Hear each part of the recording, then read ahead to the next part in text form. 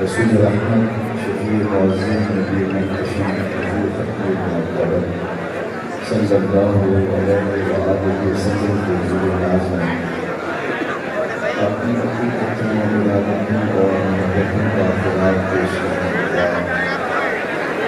واجب احترام ضرور مہمانان گرامی حضرات سامعین شرکائے السلام علیکم ورحمۃ اللہ وبرکاتہ۔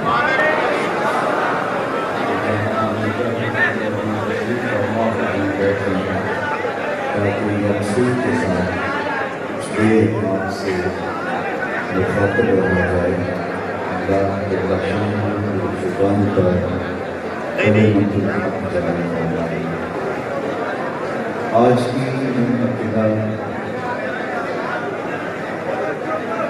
محبت رسول کانفرنس بارگاہ رسالت مآب صلی اللہ علیہ وسلم میں اپنی عقیدتوں، ارادتوں اور محبتوں کا خراج پیش کرنے کے لیے اس عالی مرتبہ ہال میں ایک بارگاہ یقین دوارا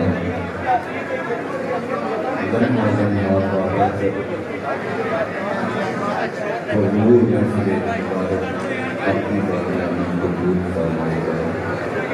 اور مجھے رات کو حاضری کا جو شرف نصیب ہوا اس کی برکتیں اور جو کہا جائے گا سب پر توفیق عمل نصیب ہوا۔ محبت رسول کے عنوان سے یہ آج کی تقریب منعقد ہے اور موسم ربیع الاول شریف کا ہے۔ کائنات کا ایک ایک گوشہ حضور کے ذکر کی خوشبو سے مہک رہا ہے۔ اتنا تذکرہ ہم نے کسی کا ہوتے دیکھا نہیں جتنا جو حضور کا ہو رہا ہے۔ میرے امام نے کہا تھا کان جگر لگائے تیری بھی داستان، گھر میں تذکرہ ان کا ہے اور آنے کے ناطے انہیں اہل عقیدت حضور کے نام سے قلب اور روح کی تسکین کا سامان کرتے ہیں، اور جب بھی کسی کے لبوں پہ حضور کا نام آئے اس کی ٹھنڈک، اس کی تراوت، اس کا لطف روح کا گزرا۔ میرے شہر کے ایک پنجابی شاعر نے کہا تھا کہ مسینے بھی میں ٹھنڈا تھا، کہ مسینے بھی میں ٹھنڈا تھا، شہد گلاب کے کھانڈا تھا۔ انور مسعود صاحب ہیں تو مزاحیہ شاعر، لیکن انہوں نے جب نعت لکھی تو قلم توڑ دیا۔ ان کا نام لبوں پر آئے میٹھا میٹھا منہ ہو جائے، ان کے گود بہاروں جیسے اور اصحاب ستاروں جیسے، ان سا پیارا اور نہ کوئی، ان سے بچھڑ کے لکڑی ہوئی، جب وہ سیر کو جایا کرتے سر پہ بادل سایہ کرتے۔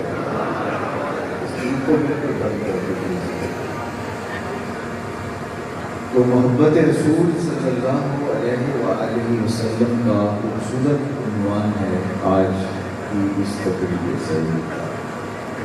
لفظ محبت سے ہم سب لوگ آشنا ہیں، کسی کی طرف میدانی قلب کا نام ہوتا ہے۔ بہت سارے لوگوں میں سے کسی ایک کو ترجیح دینا محبت کہلاتا ہے۔ محبت ایک ایسا داعیہ ہے جو انسانی قلب میں پیدا ہوتا ہے اور کسی کے لیے پھر تڑپ، اضطراب، پیچ و تاب، التہاب اور ملنے کی آرزو، تمنا اور خواہش پھر وہ شدت اختیار کر جاتی ہے، تو محبت اپنے نقطۂ کمال کو پہنچے تو اسے عشق کہا جاتا ہے۔ یہ بات طے ہے کہ انسانی سینے میں رکھا ہوا دل محبت کے بغیر رہ نہیں سکتا۔ غالب نے کہا تھا، غم اگرچہ جام گسل ہے کہ کیا بچے کے دل ہے، غم عشق اگر نہ ہوتا غم روزگار ہے۔ جب سینے میں دھڑکتا ہوا دل رکھتے ہیں، پتھر تو رکھتے ہیں، تو دل ہے تو پھر دل پر بھی کوئی ہوگا، اگر دل ہے تو پھر رت جگہ بھی ہوں گے، امید وصل بھی ہوگی، ہجر کی کھاتیں بھی ہوں گی، تڑپنا بھی ہوگا، بے چینیاں بھی ہوں گی، اضطراب بھی ہوگا، التہاب بھی ہوگا، پیچ و تاب بھی ہوگا۔ جب دل ہے تو پھر دل کا جہاں آباد ہوگا کسی کے پیار سے، کیونکہ اس کی زندگی ہی محبت ہے۔ یہ تڑپ، یہ بے چینیاں اس دل کی زندگی ہے۔ بہت ساری چیزیں ایسی ہیں کہ ان کو اگر لوٹ لیا جائے تو ان کے پلے کچھ نہیں رہتا، نوچ لیا جائے تو وجود کھو دیتی ہیں، لیکن دل ایک ایسی کائنات ہے، یہ جتنا لٹتا ہے اتنا ہی آباد ہوتا ہے۔ قید میں پہنچا تو حاصل مجھ کو آزادی ہوئی، اقبال کا لہجہ دیکھیے، قید میں پہنچا تو حاصل مجھ کو آزادی ہوئی، دل کے لٹ جانے سے اس گھر کی آزادی ہوئی۔ اور ایک جگہ کہتے ہیں کہ برق گرتی ہے تو یہ لکھ لہرا ہوتا ہے، تو بچا بچا کے لگن سے تیرا آئینہ ہے وہ آئینہ کہ شکستہ ہو تو عزیز تر ہے نگاہ آئینہ ساتھ۔ شیشہ ٹوٹ جائے تو اس کی قیمت ختم ہو جاتی ہے، لیکن دل ایک ایسا آبدینہ ہے، ایسا آئینہ ہے کہ یہ جتنا زیادہ ٹوٹتا ہے اتنی قیمت اس کی بڑھتی ہے۔ تو محبت اس دل کی ضرورت ہے، دل اس کے بغیر رہ نہیں سکتا ہے۔ اچھا، ہم نے یہ بھی سنا ہے کہ محبت کی نہیں جاتی، محبت ہو جاتی ہے۔ تو جب محبت ہو جاتی ہے تو پھر یہاں تو کسی کا اختیار بھی نہ ہوا، لیکن محبت ہوتی کیسے ہے؟ کسی سے کوئی پیار کیوں کرتا ہے؟ الفت کا ربط پیدا کیسے ہوتا ہے؟ تو یہ بات ذہن میں رکھیے کہ کسی سے محبت اس لیے ہوتی ہے کہ اس نے آپ پر کوئی احسان کیا ہوتا ہے، بدلے میں آپ کے دل میں اس کے لیے محبت بیدار ہو جاتی ہے۔ جس نے میرے ساتھ کی نیکی کی تو اس کے لیے آپ کے دل میں پیار جاتا ہے۔ اگر واقعتاً محبت کا یہی داعیہ ہے تو پھر اس سے پیار کیجئے کہ ہم اپنے وجود میں بھی جس کی ذات کے محتاج ہیں۔ محمد نہ ہوتے تو اے بندہ پرور، خدا خود ہی ہوتا خدائی نہ ہوتی۔ لولا لما خلقت الافلاک، اس پہ شاہد عادت ہے۔ اچھا، کسی سے اس لیے محبت بھی کی جاتی ہے کہ کبھی اس سے کوئی غرض ہوتی ہے اور بندہ کہتا ہے کہ ربط محبت رکھو تاکہ اس سے غرض پوری کی جا سکے، جو اس سے میری لالچ ہے اس کی تکمیل کی جا سکے۔ لوگ لوگوں سے تعلق اس لیے بنا کے رکھتے ہیں کہ بوقت ضرورت کام آئے۔ اگر کسی سے اس لیے محبت کی جاتی ہے کہ وہ اوکھے ویلے کام آئے گا، کبھی اس کی ضرورت پڑ سکتی ہے، تو مجھے بتاؤ کہ قبر سے اوکھا ویلا بھی کوئی ہو سکتا ہے، نزا کے وقت سے بھی اوکھا وقت بھی ہو سکتا ہے، حشر کی بھیڑ میں میرے حضور کے علاوہ کون کام آئے گا؟ تو پھر محبت کرنی ہے تو آمنہ کے لال سے۔ اچھا، کسی سے محبت اس لیے بھی کی جاتی ہے کہ وہ صاحب کمال ہے۔ صاحب کمال لوگوں سے، بڑے بڑے مشاہیر سے لوگ اس لیے محبت کرتے ہیں ان کے کمال کی وجہ سے۔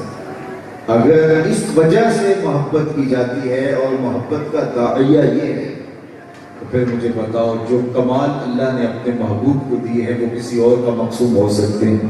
بلغ العلا بالکمال، جو کمالات ان کو عطا ہوئے۔ सुन लीजिए अज़ान के बाद।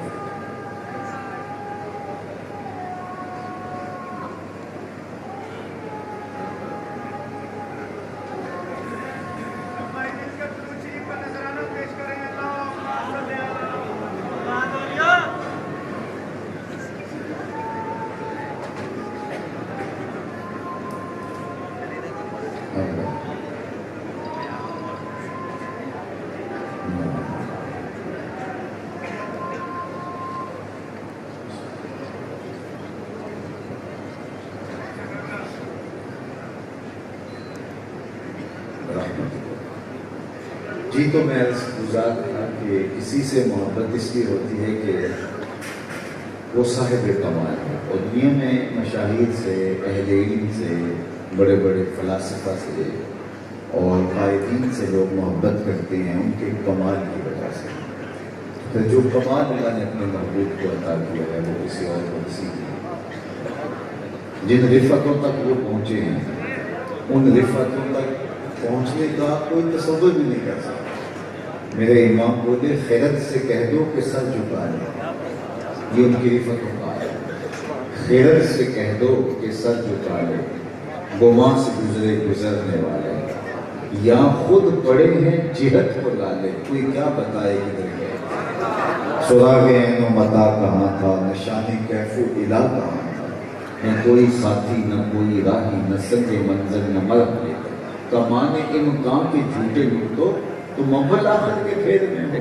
मुहीत की चाल से पूछो किधर से आए किधर गए, कोई हद है उनके उरूज की वला हद उला।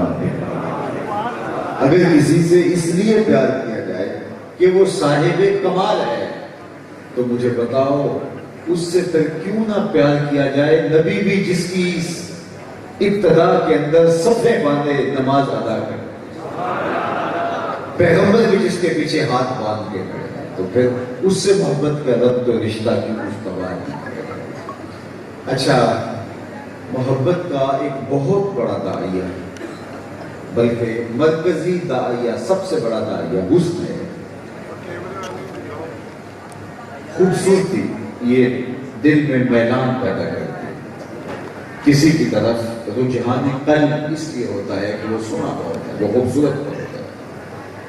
तो अगर मोहब्बत का इसी दायरा और मोहब्बत के इसी जज्बा सादिका के तहत आप अगर रब्ते मोहब्बत कायम करना चाहते हैं तो फिर ज़माने में मेरे हुजूर जैसा कौन हो सकता है। मुख मस्तान मखमूर रखी है नमाज। हज़रत अबू हुरैरा बोले कल हमारे लैलतुल बद्र लम अरा क़ब्लहु वला बादहु मिस्ल।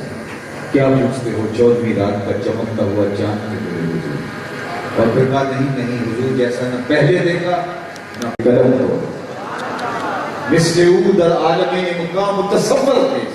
हजरत शेख मुजद्दिद अलैहि रहमा बोले कि उनकी मिसल बज़्म आलम के अंदर कोई मुमकिन ही नहीं।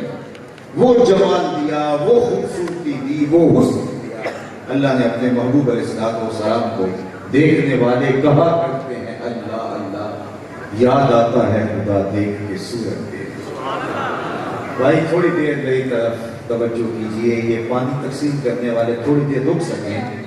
तो पहले ही रास्ता इतना लंबा था तो मेरा तो ख्याल था कि मैं मगरब से 10-15 मिनट के ऊपर नीचे पहुंच जाऊंगा, लेकिन बहरहाल मुझे लम्हा लम्हा ये एहसास होता रहा कि दोस्त मुंतज़िर हैं। तो अब जो मेरे पास थोड़ा वक्त है तो उसमें मैं आपकी मुकम्मल तवज्जो चाहूँगा। और मैं भी ये चाह रहा हूँ, इसलिए मेरी गुफ्तगू की रफ्तार थोड़ी सी तेज़ आपको लग रही होगी कि मेरी आरज़ू है कि थोड़े वक्त में ज़्यादा बातें आप तक पहुँचा दी जाएँ। तो उसके लिए ज़रूरी होगा कि ये वो अमल रोक दिए जाएँ जो इल्तिफ़ात की तकसीम का सबब बनते हैं। इकबाल ने तो कहा था नज़ारे के लिए जुम्बश मिजगा भी बार है, नरगिस की आँख से तुझे देखा कर। वो कहता है कभी कैफियत ऐसे होती है कि आँख झपकना भी बोझ बनता है। तो इसलिए इस पानी को छोड़ें, मैं तुम्हें रसूल की मोहब्बत का शरबत भी पिला रहा हूँ। आपकी सारी तवज्जो सिमट के चंद लम्हों के लिए इधर होनी चाहिए और बात भी हुजूर के हुस्न की चाहिए। اب میں اس حوالے سے صرف ایک حدیث جو حضرت ابو طفیل عامر بن واصلہ اللیثی رضی اللہ تعالیٰ عنہ سے مروی، یہ صحابہ میں سب سے آخر میں انتقال کرتے ہیں، سن 110 ہجری میں ان کا وصال ہوا۔ حضور علیہ السلام کا وصال سن 11 ہجری کے اوائل میں ہوا اور ان کا 110 ہجری میں، تو گویا حضور کے وصال کے تقریباً 100 سال بعد تک یہ باقاعدہ رہا۔ حج کا موسم تھا اور ہجوم عاشقاں، اور یہ ایک اونچے ٹیلے پہ چڑھ گئے اور لوگوں سے مخاطبت کرتے ہوئے کہا، لوگوں اس وقت روئے زمین پہ میرے علاوہ کوئی نہیں جس نے حضور کو دیکھا، آؤ مجھ سے حضور کی باتیں سنو، کیا ناز ہے کہ میں نے حضور کو دیکھا۔ ہمارے استاد ہوتے تھے سر محمد علی ہاشم، اللہ ان کی قبر پہ کروڑ رحمتوں کا نزول فرمائے۔ تو ان کی عمر کا آخری حصہ تھا اور میں بھی فوان شباب میں تھا، مجھے ان سے اکتساب فیض کرنے کا موقع ملا۔ فارسی کے مہا استاد تھے، تو بڑے فخر سے کہتے کہ مولانا ظفر علی خان کا زمیندار اخبار چھپتا تھا، تو استاد محترم اچھے درجے کے کاتب بھی تھے، تو شاہ صوفیوں کو لکھتے تھے، تو کہتے تھے میں اقبال کی صحبت میں بیٹھتا رہا، میں مولانا ظفر علی کے ہم پیالہ اور ہم نوالہ رہا۔ اقبال نے بھی کہا تھا، نسیم تشنا ہی نہیں اقبال کچھ اس پہ نازاں، فخر ہم کو بھی ہے شاگردی داغ سخن کا۔ وہ کہتے ہیں اس پہ ناز ہے کہ ہم داغ دینوی کے شاگرد ہیں۔ یار جس نے جگر مراد آبادی کو دیکھا ہو، جس نے داغ دینوی کو دیکھا ہو، وہ تو فخر کرے، جس نے اقبال سے ملاقاتیں کی ہوں وہ تو ناز کرے، جو مولانا ظفر علی خان کی صحبت میں بیٹھ کر رہا ہو وہ تو فخر کرے، اور جس کی آنکھوں نے جمال محمد عربی دیکھا وہ مقدر پہ ناز کیوں نہ کرے۔ تو حضرت ابو طفیل نے کہا، لوگوں اس وقت روئے زمین پہ میرے علاوہ کوئی نہیں ہے جس نے حضور کو دیکھا، آؤ مجھ سے حضور کی باتیں سنیں۔ پھر لوگوں کی محبت کا عالم کیا ہوگا۔ مجھے وہاں سے یہاں تک آتے ہوئے کتنا وقت لگ گیا، میں کون ہوں، میری اوقات کیا ہے، لیکن مجھ سے آپ اسی لیے پیار کرتے ہیں نا کہ میرے لبوں پہ حضور کے نام کا چلا۔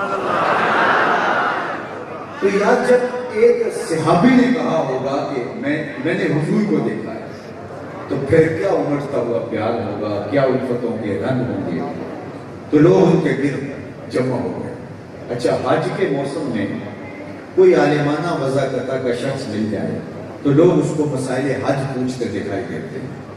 اللہ نصیب کرتا ہے تو کیونکہ یہ ایک عبادت، سالانہ عبادت ہے، جس طرح عید کے موقع پہ ہر سال مولانا کو بتانا ہی پڑتا ہے کہ نماز عید کا طریقہ یہ ہے، تو حج بھی چونکہ اکثر لوگ تو زندگی میں پہلی مرتبہ گئے ہوتے ہیں، اور اگر کوئی ہر سال بھی جاتا ہو تو پھر بھی وہ ایک دوسرے سے پوچھتے کرتے ہیں بالخصوص کوئی عالم مل جائے گا۔ اب ایک ایسا شخص مل گیا جس نے حضور کو دیکھا ہے، تو لوگوں نے حضرت ابو طفیل سے پوچھا ہوگا نا کہ حضور نے مزدلفہ کی راتیں کیسے گزاری، منا کی راتیں کیسے گزاری، حضور نے مزدلفہ کی شب کیسے گزاری، یوم عرفہ کیسے گزرا، رمی جماعت کا طریقہ کیا تھا، لیکن کسی نے کوئی ایسا سوال نہیں کیا۔ کہا اچھا تم نے حضور کو دیکھا ہے؟ کہا ہاں دیکھا ہے۔ کہا صرف لنا رسول اللہ صلی اللہ علیہ وسلم، اگر آپ نے حضور کو دیکھا تو بتاؤ زلفیں کیسی تھی، حضور کا چہرہ کیسا تھا، ہمیں حضور کا حلیہ بیان کرو۔ تو حضرت ابو طفیل رضی اللہ تعالیٰ عنہ نے 3 لفظوں میں حضور کا حلیہ بیان کیا، اور وہ 3 لفظ آپ بھی یاد کر سکتے ہیں۔ اگر آپ وہ 3 لفظ یاد کر لیں، حضور کے حلیہ نگاروں میں آپ کا نام شامل ہو جائے۔ وہ ہمارے ہاں سنیاسی بابے مر جاتے ہیں، نسخہ نہیں لے کے جاتے، قبر میں ساتھ ہی لے جاتے، لیکن میں آپ کو یہ نسخہ دے رہا ہوں۔ علماء نے لکھا ہے کہ جو کوئی چاہے کہ میں محبوب الخلائق بن جاؤں، لوگ مجھ سے پیار کریں، تو وہ حضور کے حسن کے قصیدے پڑھا کرے، زمانہ اس سے پیار کرے۔ تو یہ 3 لفظ ہیں، صرف 3 لفظ، ان کو یاد کر لیں، آپ کا نام حضور کے حلیہ نگاروں میں شامل ہو سکتا ہے، اور پھر لوگوں کے دل میں آپ کے لیے محبت کے جذبات پیدا ہو جائیں۔ تو کہا صرف لنا رسول اللہ صلی اللہ علیہ وآلہ وسلم، ہمیں حضور کا حلیہ بیان کیجیے۔ تو حضرت ابو طفیل نے 3 لفظوں میں حضور کا حلیہ بیان کیا۔ کان رسول اللہ صلی اللہ علیہ وآلہ وسلم ابیض ملیحا مکسرا، 3 لفظوں میں حضور کا حلیہ۔ ابیض، حضور چٹے رنگ کے تھے، بالکل چونے کی طرح سفید نہیں، بلکہ سفیدی سرخی کی آمیزش کے ساتھ. جو دادا ہوتا ہے وہ بیٹے کے بیٹے سے، اپنے پوتے سے خاص ہی پیار کرتا ہے، کیونکہ بیٹے کی محبت بھی سمٹ کے پوتے کے چہرے میں نظر آئے گا، تو وہ محبتوں کا مرکز بن جاتا ہے دادا کی. تو عمومی طور پہ دادا لاڈ سے پوتے کا کوئی نام رکھ لیتا ہے، عرفی نام، جس سے وہ لاڈ سے پکارتا ہے. تو حضور کے دادا حضرت عبد المطلب نے آقا کریم کا ایک عرفی نام رکھا تھا، لاڈ سے پکارتے تو اس نام سے پکارتے. آپ پوچھنا چاہیں کہ وہ نام کیا ہے؟ وہ نام تھا ابید. ابید. جب وہ لاڈ سے پکارتے کہتے یا ابید، اے گورے رنگ والے. یہی لفظ بطور نام، نک نیم کے طور پہ حضور علیہ السلام کا مبارک نام جو ہے حضور کے دادا نے رکھا تھا. اور حضور کا حلیہ بیان کرتے ہوئے کہا کان رسول اللہ صلی اللہ علیہ وآلہ وسلم ابید. کان رسول اللہ صلی اللہ علیہ وآلہ وسلم ابید. حضور سفید رنگ. دوسرا لفظ ملیحن. حضور کا حسن ملیح تھا، نمکین تھا. ایک ہوتا ہے میٹھا حسن، جس کو عربی میں حسن سبیل کہتے ہیں. خود ارشاد فرمایا انا عاملہ ہوں واخی یوسف اصبع. میں نمکین حسن رکھتا ہوں، میرے بھائی یوسف کا حسن میٹھا ہے. میٹھا حسن کیا ہوتا ہے؟ کوئی دیکھے تو تڑپ جائے. اور نمکین حسن کیا ہوتا ہے؟ کوئی دیکھے تو دیکھتا ہی رہ جائے. فرمایا میرے بھائی یوسف کا حسن سبی تھا اور میرا حسن ملی ہے. اچھا، کشش حسن ملی میں زیادہ ہوتی ہے. حضرت شاہ ولی اللہ محدث دہلوی علیہ رحمہ تقریباً تمام مکاتیب فکر کے ہاں معتبر نام ہے. فکر ولی اللہ ہی پہ بہت سارے فوج موجود ہیں مختلف مسالک کے اندر. حضرت شاہ ولی اللہ محدث دہلوی فرماتے ہیں میرے والد شاہ عبد الرحیم محدث دہلوی نے خواب میں حضور کی زیارت کی. اور یہ بات ذہن میں رکھیے، جس نے خواب میں حضور کو دیکھا اس نے میرے حضور کو ہی دیکھا. من رآنی فی المنام فقد رآنی فإن الشیطان لا یتمثل بی. جس نے مجھے خواب میں دیکھا اس نے مجھے ہی دیکھا. شیطان خواب کے اندر آ کر بھی میری مثل ہونے کا دعویٰ نہیں کر سکتا. اور دوسری بات، جس نے حضور کو خواب میں دیکھا وہ ان قریب جاگتے بھی دیکھا. صحیح بخاری کی روایت ہے من رآنی فی المنام فسیرانی فی الیقظہ. جس نے مجھے خواب میں دیکھا جاگتے بھی دیکھا. علماء نے کہا ساری زندگی نہ دیکھ سکا تو جب سانسیں ٹوٹ رہی ہوں گی رخ محبوب سامنے ہوگا. اور مجھے بتاؤ اگر اس وقت حضور کا دیدار مل جائے تو اور کیا چاہیے. سوکھا نکلے سا ظہوری جو ویخ لواں موکھ تیرا. اگر اس وقت دیدار مل جائے تو اور کیا چاہیے. تیسری بات، حضور علیہ السلام نے اگر کسی کو خواب میں کچھ عطا کیا تو وہ حقیقت میں عطا کیا. کتاب کا نام ہے حضرت امام سخاوی نے لکھا، باقی لوگوں نے بھی لکھا.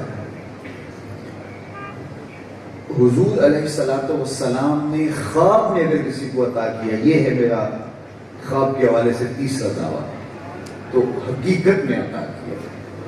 تو ایک شخص حضور کے روضے پہ حاضر ہے اور کیا کہتا ہے انا ضیفک، میں آپ کا مہمان ہوں، میں آپ کا مہمان. اور روض الانف کے اندر امام سہیلی نے بھی لکھا.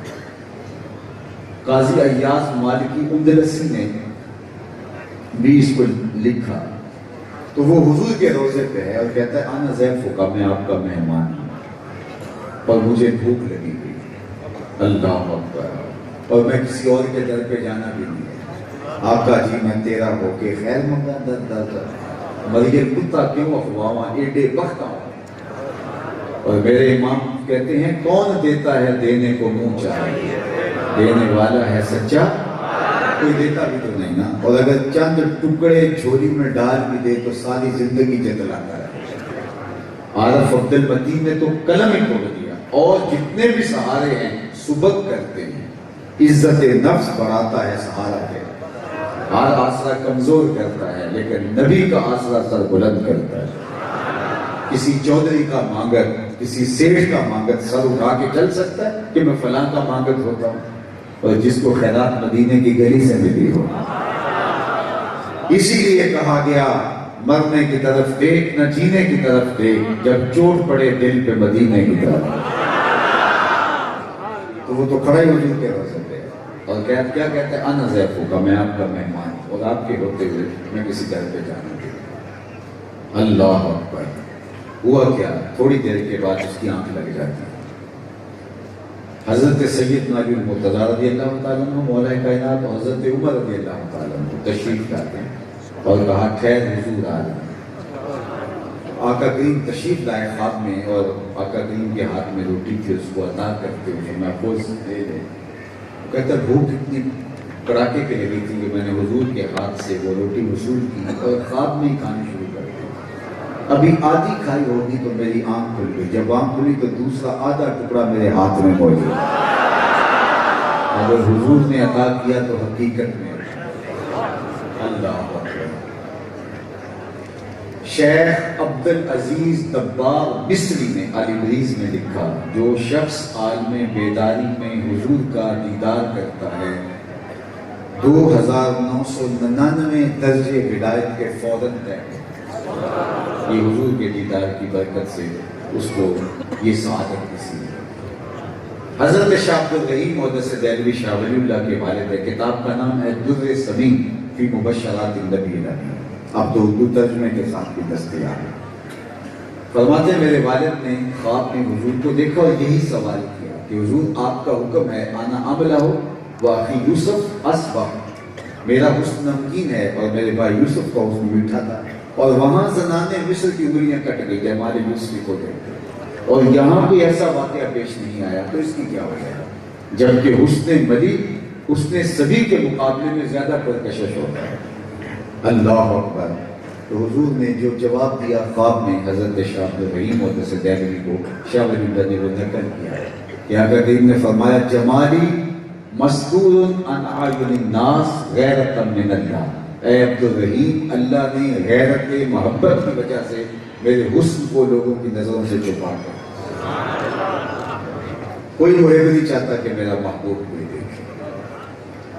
قتیل شفائی نے تو قلم ہی توڑ دیا نا کہ اس حد تلک بڑھ گئی ہے بے اعتمادی، اگر آپ کا ذوق میری ذوق کی مطابقت میں آ جائے تو بات کرنے کا کچھ رنگ اور ہی ہوگا۔ میں اپنے سامعین سے کبھی یہ نہیں چاہا کہ وہ نعرے لگائیں، ہاتھ کھڑے کریں یا بلند آواز سے سبحان اللہ کہیں۔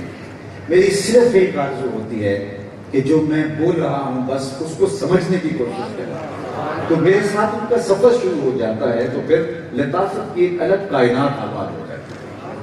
تو قتیل شفائی کہتا ہے کہ کوئی نہیں چاہتا کہ میرا کوئی محبوب دیکھے، تو اس کا ذرا تیور دیکھیے، اس حد تلک بڑھ گئی ہے بے اعتمادی کہ تجھ کو تجھ سے بھی چھپانا چاہتا ہے۔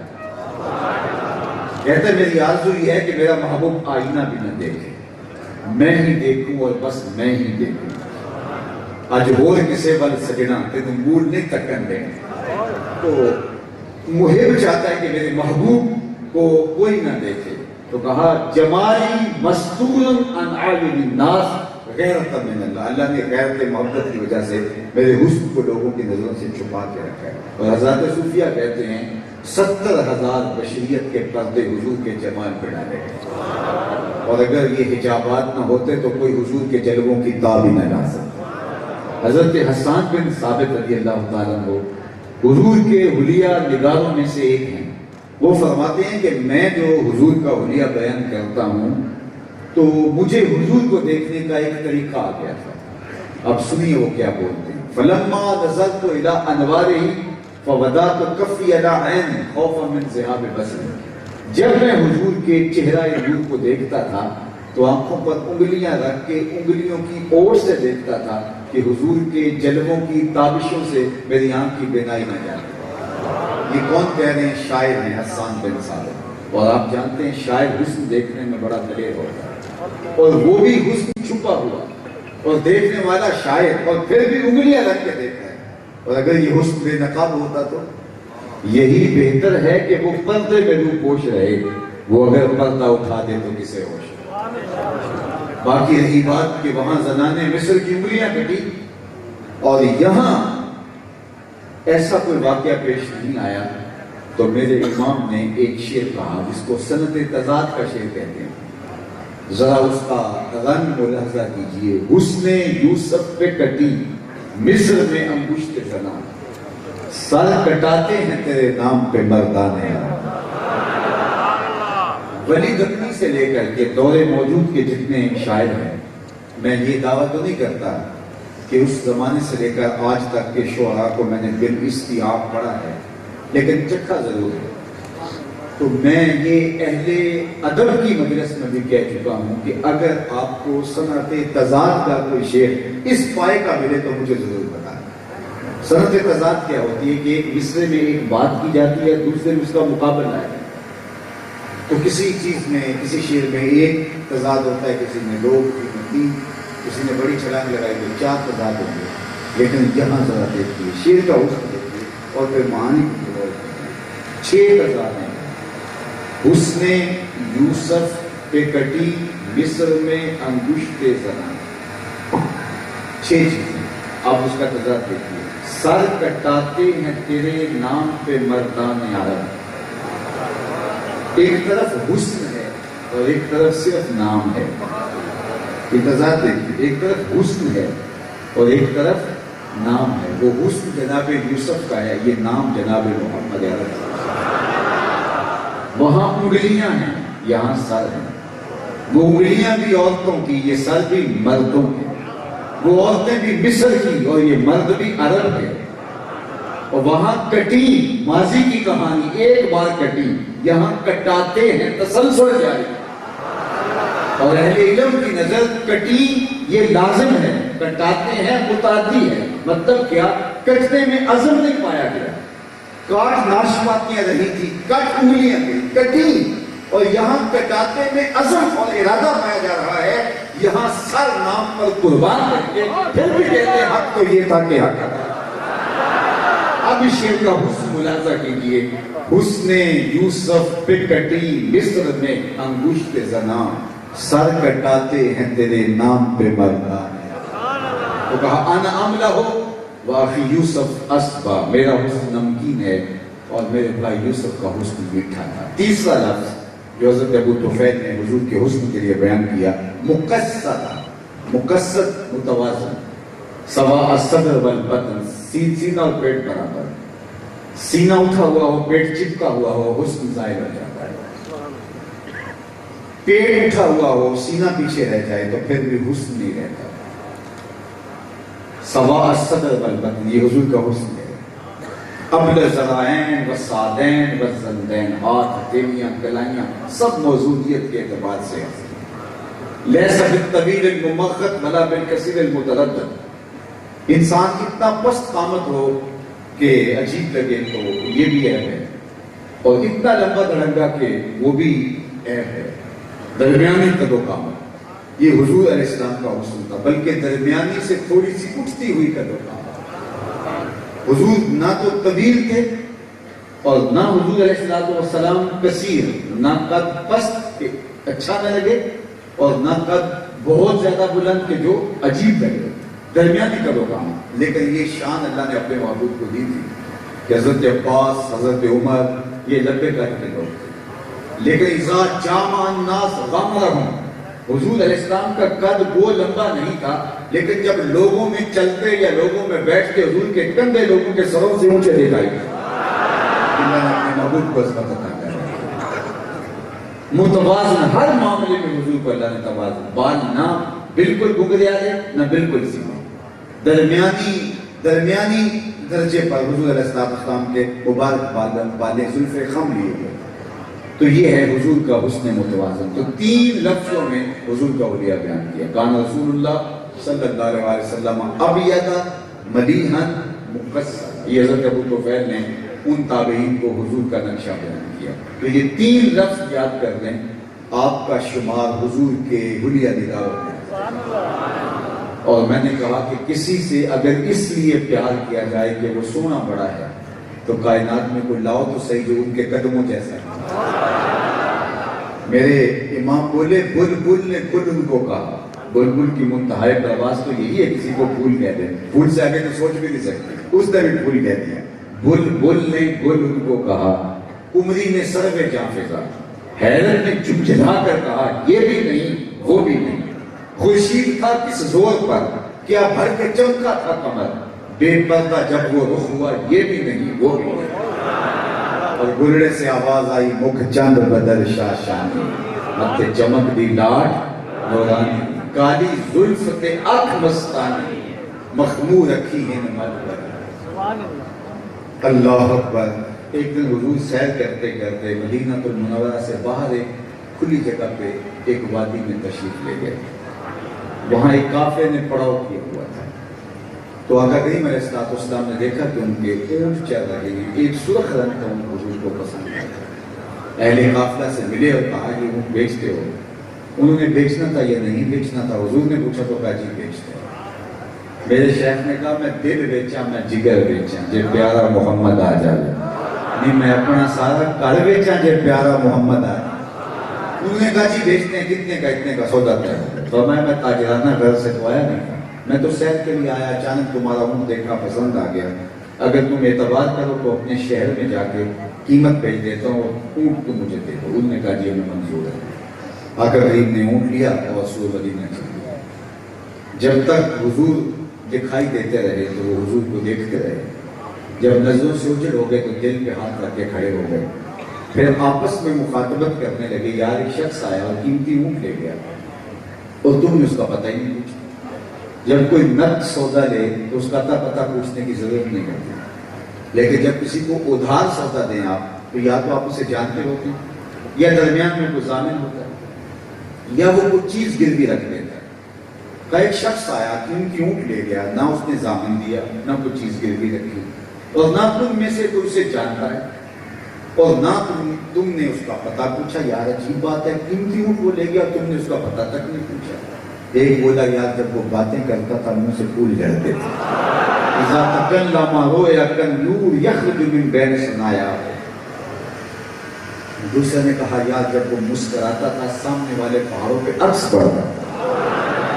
ایک بولا یار میں تو اس کی آنکھیں ہی دیکھتا رہ گیا، کیا خوب سجن دیاں اکھیاں نے، کیا خوب سجن دیاں اکھیاں نے جے میں پار کے سورائیاں رکھیاں نے، تو اجے میرا یاد نہیں ڈٹھا جنوں دیکھ کے چند شرم آوے، ادھی راتی دن چڑھ جاوے جیو رخ تو نقاب اٹھاوے، جیو نکلے سیر کرن سارا گلشن سیس نواوے، اتے دھرتی لف لف جاوے، جے ہاتھ بھلاں وچ رکھدا ہاتھ بھلاں تو ود جاوے، نین نشیلے مست رسیلے وچ سونا کجل سہاوے، آنکھ اگڑے تے انج پیا جاپے جے میں خانہ کھل جاوے، تے جے او کھولے پیچ زلف دے اتے راہی راہ بھول جاوے، توبہ توبہ حسن سجن دا چال نہ چلی جاوے، بجلی ڈردی لشک نہ مارے مطلب بے ادبی ہو جاوے، علم خدا نے اینا دتا عقلاں وچ نہ آوے، عقل خدا نے اینی دتی علماں وچ نہ آوے، کی اعجاز نظر وچ ہو دی جو آوے وک جاوے،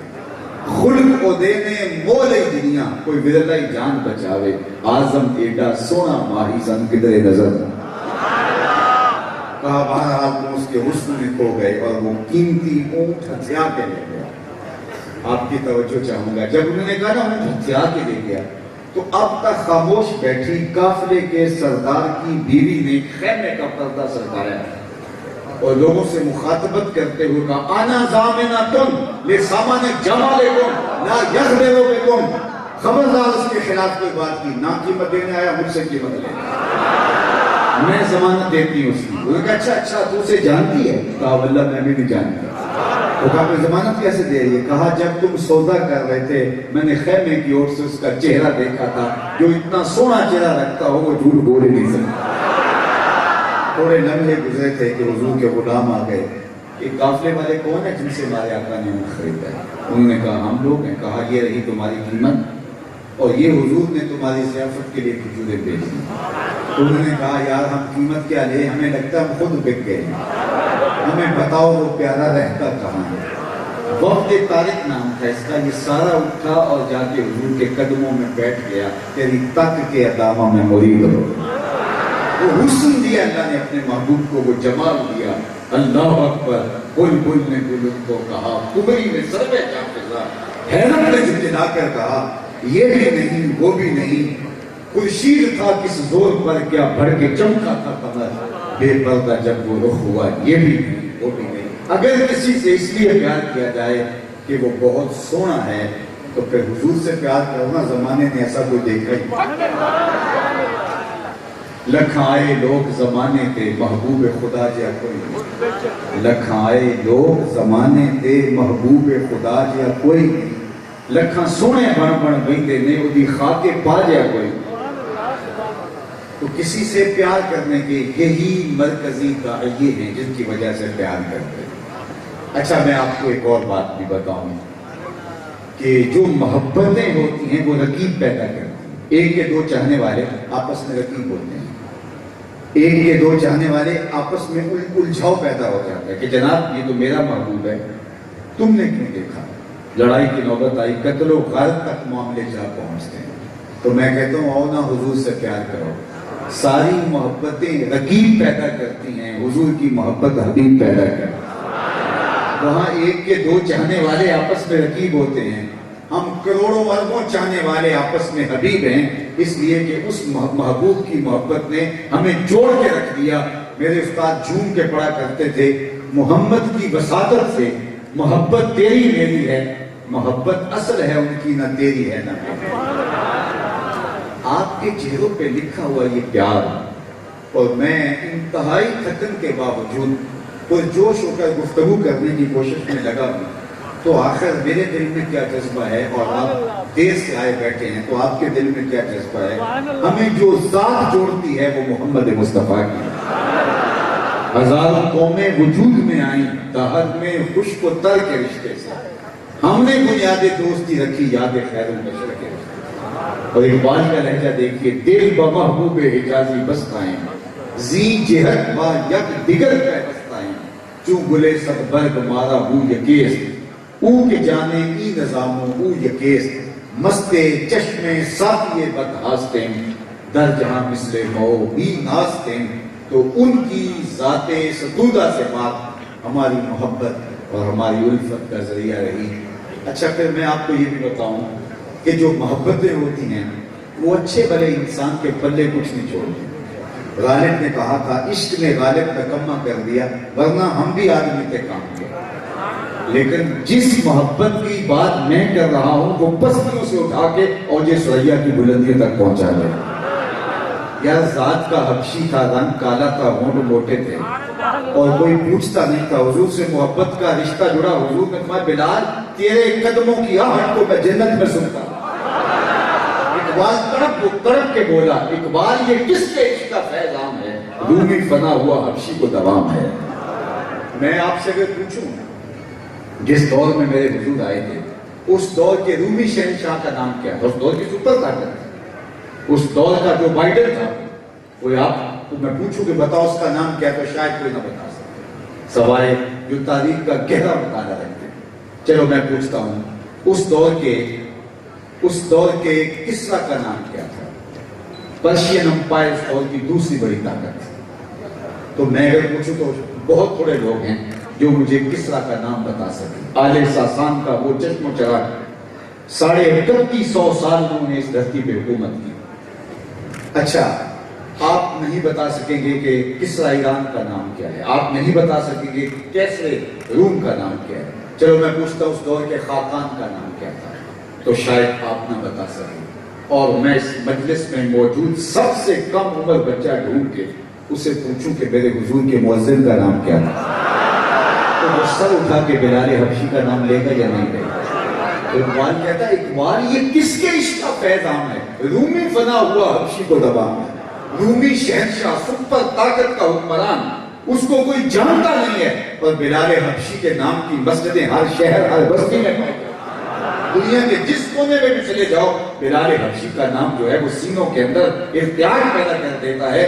تو یہ حضور کی محبت, وہ محبت جس کے بارے غالب نے کہا نکما کر دیتی ہے, لیکن یہ پستیوں سے اٹھا کے اوج ثریا تک پہنچا. یہ وہ محبت نہیں ہے. اللہ اکبر.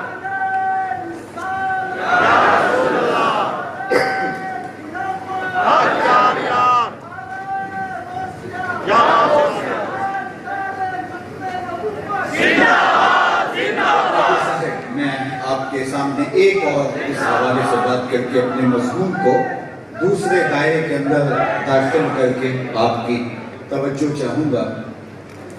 یہ محبت بندہ نواز بھی ہے، اور یہ محبت انسان کو عزتوں کی اوج کمال تک بھی پہنچاتی ہے، اور یہ محبت اس میں بے وفائی کا تصور نہیں ہے۔ دنیا کے اندر محبت کا داغ لیے لوگ روتے پھرتے ہیں۔ میں ایک مثال دیا کرتا ہوں کہ اکثر گاڑیوں کے پیچھے لکھا ہوتا ہے صنم بے وفا۔ تو میں بھی چونکہ سفر پہ رہتا ہوں تو میں بعض کا دوستوں سے پوچھتا ہوں کہ یہ کیا لکھا ہے، تو کہتے جناب آپ بھی تو دیکھ رہے ہیں۔ تو میں نے کہا اس کا کیا مطلب ہے جناب آپ بتا دیجیے۔ میں نے کہا کسی نے کسی سے پیار کیا ہوگا لیکن وفا نہیں ملی، تو یہ اپنا تحریری احتجاج کر رہا ہے، اپنی بھڑاس نکال رہا ہے تحریراً۔ تو آج کسی سے کوئی پیار کرے تو پھر صنم بے وفا کہہ کے اپنا تحریری احتجاج ریکارڈ کرواتا ہے۔ تو میں نے کہا صاحب تو نے پیار اس سے کیا جس نے بے وفائی کر دی، آ تجھے اس چوکھٹ پہ لے چلوں جو بازو پکڑتے ہیں تو حشر کے دن بھی نہیں۔ اس لیے ان سے محبت کرو، وہ بندہ نواز محبت ہے، وہ پستیوں سے اٹھا کے اور سریا تک پہنچا دیتی ہے، اور جب وہ ہاتھ پکڑتے ہیں تو حشر کے دن بھی چھوڑنے والے۔ کیا بات! ان سے محبت کرو۔ اچھا کیا ہم زبان سے کہیں گے ہم محبت کرتے ہیں؟ ہمارے اقرار سے اعلان ہوگا کہ ہم محبت کرتے ہیں؟ ہم صرف نعروں سے بتائیں گے کہ ہم محبت کرتے ہیں؟ کیا ہم جھنڈیاں لگا کے ہی بتائیں گے اور چراغاں کر کے ہی بتائیں گے کہ ہم محبت کرتے ہیں؟ صاحب یہ بھی محبت کے اظہار کا ایک سلیقہ ہے۔ آپ اپنے آقا کی آمد پہ خوشیاں منائیں، مسرتوں کا اظہار کریں، خوشی سے جھوم اٹھیں، نعرے لگائیں، عقیدتوں کا اظہار کریں، جلوس نکالیں، محفلیں آراستہ کریں۔ یہ محبت کے اظہار کا ایک سلیقہ ہے، لیکن محبت کا سب سے بڑا تقاضا جو محبوب دو عالم کی محبت ہم سے کرتی ہے وہ یہ کہ ان کے طریقہ حیات کو اتار کر کے اپنی زندگی میں ایسے بن جائیں کہ ہم دور سے چلے آ رہے ہوں، لوگ پہچان کے کہیں وہ دیکھو حضور کا غلام آ رہا ہے۔ دور آنکھوں میں تو چہروں پہ اجالے ہوں گے، مصطفیٰ والوں کے انداز میں رہے۔ اور میں یہ بھی کہا کرتا ہوں یہ نہ ہو کہ تم دور سے تو مسلمان دکھائی دو، عاشق رسول دکھائی دو، لیکن جب کوئی تمہارے نیڑے ہو کے دیکھے تو وہ کہے یار یہ اوپر سے تو عاشق لگتا تھا، اندر سے عاشق نہیں ہے۔ رشتہ داری کر کے دیکھی، کاروبار کر کے دیکھا، دوستی کر کے دیکھی، بات میں کر دینا، دوستی کر کے دیکھی، ہمسائیگی میں گھر بنا کے دیکھا، تو پتا چلا کہ یار یہ اوپر سے تو داڑھی کا سائز بھی ٹھیک تھا، جبہ بھی بہت اچھا تھا، پگڑی بھی اچھی باندھ کے آیا ہے، لیکن قرض دے کے دیکھا، رشتہ داری کر کے دیکھی تو یہ عاشق نہیں ہے۔ اس کے لہجے میں یوں تو برف کی دے کر جو چھو کے دیکھا تو ہاتھ جل گیا۔ نہیں تم دور سے دکھائی دے رہے ہو پھر بھی پتا چلے حضور کا غلام ہے۔ اور جب کوئی شخص تمہارے نیڑے لگے تو مصطفیٰ جان رحمت پہ درود پڑھنے پہ مجبور ہو جائے کہ نبی کے عاشق کیسے؟ محمد کی زیارت، محمد کے نگرج، اپنے طرز زندگی کو اس طرح ڈھال لو۔ محبوب کا حکم تو بڑی بات ہے، محبت کا تقاضا یہ ہے کہ محبوب کی چاہت پر بھی اپنے آپ کو قربان کر دیا جائے۔ محبوب کی مرضی کیا ہے، تقاضا کیا ہے محبوب کا؟ زبان سے محبوب نہ بھی بولے تو محبت تو اس کو بھی سمجھتی ہے۔ مدینہ المنورہ کی گلی سے حضور گزر رہے تھے تو ایک مکان بن رہا تھا جس طرز کی تعمیر کو حضور پسند نہیں کرتے تھے۔ روک کر پوچھا کہ کس کا ہے؟ کہا فلاں انصاری صحابی کا۔ حضور نے کچھ نہیں کہا، گزر گئے۔ کسی نے اس کو کہا کہ حضور گزرے تھے تیری گلی سے، تیرے مکان کو دیکھا تھا، شاید پسند نہیں آیا۔ چہرے پہ حضور کے آثار پسندیدگی نہیں ہے۔ اس نے کدال پکڑا اور مکان زمین کے برابر کر دیا۔ 2-4 دن کے بعد آقا کریم کا دوبارہ گزر ہوا تو دیکھا ملبے کا ڈھیر پڑا ہوا تھا۔ فرمایا سے بلایا گیا، کہا میں گزرا تھا، تیرا مکان دیکھا تھا، آج کیا دیکھا؟ عرض کی حضور میں نے گرا دیا۔ فرمایا کیوں؟ عرض کی سنا تھا آپ کو پسند نہیں، سنا تھا آپ کو پسند نہیں۔ میں اور آپ اپنے آپ پہ غور کریں، ہمارا کیا کیا حضور کو پسند؟ سر سے لے کر پاؤں تک، عقیقے سے لے کر ولیمے تک، نجی زندگی سے لے کر امور سیاست تک، کاروبار سے لے کر کے رشتہ داروں کے ساتھ رویے تک، ہمارا کیا کیا حضور کو پسند ہے؟ مجھے اپنے اندر اتر کے اپنا جائزہ لینا پڑے گا۔ دعوی محبت کرنا آسان ہے لیکن ہر دعویٰ دلیل مانگتا ہے۔ میرا طرز زندگی بتائے کہ میں حضور کا غلام ہوں۔ آقا کریم علیہ الصلوۃ والسلام تشریف فرما تھے، ایک صاحب آئے، انہوں نے حضور سے سلام کیا، میں آپ کی توجہ چاہوں گا۔ حضور علیہ السلام کو انہوں نے سلام کیا تو آقا کریم نے اعراض کیا، رخ کیا، وہ سمجھے شاید حضور نے اتفاقاً رخ ادھر کر دیا، تو جدھر رخ کیا ادھر سے جا کے سلام کیا، تو آقا کریم علیہ السلام نے پھر رخ کیا دیا، سمجھ گئے کہ حضور مجھ سے ناراض ہیں، لیکن ناراضگی کی وجہ ان کی سمجھ میں نہیں تھی۔ تو انہوں نے صحابہ سے پوچھا کہ مجھے تو سمجھ نہیں ہے، ایک مدت کے بعد آیا، شاید بحرین سے آئے ہیں، تو مجھے بتائیے کہ حضور مجھ سے کوئی ناراض لگتے ہیں، کوئی وجہ آپ کی نظر میں ہو۔ انہوں نے غور کیا تو کہا یہ تم نے سونے کی انگوٹھی پہن رکھی ہے، اور حضور اس کو آتش دوزخ کا انگارہ قرار دے گے، چاندی کی انگوٹھی، اور وہ بھی 4.5 ماشے کے وزن کو نہ پہنچتی ہے، اور وہ بھی ایک شریعت نے جائز رکھی ہے۔ لیکن ایک سے زائد انگوٹھیاں چاہے چاندی کی ہوں یا سونے کی انگوٹھی چاہے ایک ماشے کی نہ ہو تو شریعت اس کو جائز قرار نہیں دیتی۔ تو تیرے ہاتھ میں یہ انگوٹھی ہے جس کی وجہ سے شاید حضور ناراض ہے۔ آگے بڑھا اور انگوٹھی اتار کے حضور کی خدمت میں پیش کرتے ہوئے کہا حضور اس وجہ سے ناراض ہے، یہ رہی۔ آقا کریم نے انگوٹھی پکڑی اور پھینک دی ایک سمے، ناراضگی کی وجہ یہ تھی، ختم ہو گئی، بیٹھ گیا، گفتگو چلتی رہی۔ جب مجلس اختتام کو پہنچی تو لوگ واپس پلٹنے لگے، تو یہ بھی واپس چلنے لگا، تو کسی صحابی نے کہا کہ وہ انگوٹھی تو اٹھا لو، قیمتی دھات ہے، تم تو شرعاً نہیں پہن سکتے، تمہاری بیوی تو پہن سکتی ہے، تو چلو اس کو اٹھا لو۔ اس صحابی نے کیا جواب دیا، توجہ میری جانب، اس صحابی نے کہا واللہ لا آخذہ وقد طرحہ رسول اللہ صلی اللہ علیہ وسلم، اللہ کی قسم میں کبھی نہیں اٹھاؤں گا جس کو میرے حضور نے پھینک دیا۔ پڑی رہے، سونا ہے، ہیرا ہے، موتی ہے، لال ہے، پکراج ہے، کچھ بھی ہے، پڑا رہے، نہیں اٹھاؤں گا جس کو میرے حضور نے پھینک دیا۔ میں اور آپ اپنے اندر اتر کے دیکھیں، کیا کوئی ایسی چیز تو ہم گلے نہیں لگائے ہوئے جس کو حضور نے پھینک دیا؟ کوئی ایسی عادت تو نہیں ہم اختیار کیے ہوئے جس کو حضور نے پھینک دیا؟ کوئی ایسا رویہ تو نہیں اختیار کیے ہوئے جس کو حضور نے پھینک دیا؟ کوئی ایسی رسم تو ہماری زندگی میں نہیں ہے، ہماری شادی میں، ہماری تقریبات میں، ہمارے امور حیات میں، جس کو حضور نے پھینک دیا؟ کہا واللہ لا آخذہ ابدا وقد طرحہ رسول اللہ، اللہ کی قسم کبھی بھی نہیں اٹھاؤں گا جس کو میرے حضور نے پھینک دیا۔ تو میں اور آپ دیکھیں، اگر ہم محبت رسول کا دعویٰ کرتے ہیں تو محبت اس بات کا ہم سے تقاضا کرتی ہے کہ جس سے محبت کر رہے ہیں اس کی اطاعت کریں، اس کی فرمانبرداری کریں۔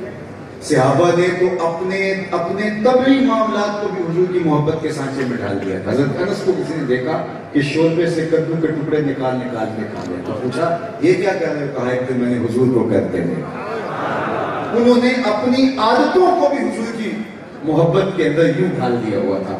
میں اور آپ دیکھیں سر سے لے کر پاؤں تک، اور اگر ہمارا دعویٰ محبت صرف ہماری زبان تک ہے، ہمارے دل میں نہیں اترا، ہمارے گشرے میں نہیں اترا، ہمارے رویوں میں نہیں اترا، ہماری گفتگو اور ہمارے لہجے میں نہیں اترا، تو پھر دوبارہ اے بلبل شوریدہ تیرا نغمہ خام ہے ابھی۔ اقبال نے کہا تھا کچھ اور مدت کے لیے اس کو تھامنا پڑے گا، تیرا نغمہ بھی کچا ہے۔ محبت آسان نہیں ہے، محبت اپنے تقاضوں کے ساتھ نصیب ہو تو پھر دودھ بانٹتی ہے، اجالے دیتی ہے۔ آئیں میں اور آپ آج اس عالی شان عالی مرتبت کانفرنس کے اندر یہ عزم کر کے جائیں کہ ہم حضور سے دعویٰ محبت رکھتے ہیں، تو ہمارا عمل، ہمارا رویہ گواہی دے گا کہ ہم واقعی عاشق رسول ہیں۔ ہمارا طرز زندگی بتائے کہ ہم حضور علیہ السلام کیا ہے۔ لوگ ہمیں دیکھ کر کے ہمارے آقا پہ درود پڑھیں۔ امام محمد بن حسن شیبانی جب بصرے میں آئے تو ایک عیسائی مناظرہ کرنے کے لیے کھڑا تھا، لیکن جب ان کے چہرے پہ نورانی حالہ نور کا دیکھا اور سنت کا جامہ دیکھا اور چمکتی روشن پیشانی دیکھی، تو جو مناظرہ کرنے عیسائی آیا تھا اس کے لبوں پہ کلمہ جاری ہو گیا۔ تو مسلمانوں نے کہا تو مناظرہ کرنے آیا تھا تو کلمہ پڑھنے لگا؟ اس نے کہا جب میں نے امام محمد کے چمکتے ہوئے چہرے کو دیکھا تو میں یہ سوچنے پہ مجبور ہو گیا جب مسلمانوں کا چھوٹا محمد اتنی شان والا ہے، بڑا محمد کیسا ہے؟ یہ شان ہے خدمت گاروں کی، سرکار کا عالم ہے۔ تو میرے اور آپ کے وجود سے لوگ اسلام کے قریب آئیں، نہ کہ میرے کھردرے رویوں اور میرے طرز زندگی سے لوگ اسلام سے دور ہٹتے چلے جائیں۔ اللہ آپ سب کو اپنی پناہ میں رکھے، امان میں رکھے، آج کی مجلس کا ایک لمحہ قبول فرمائے۔ وآخر دعوانا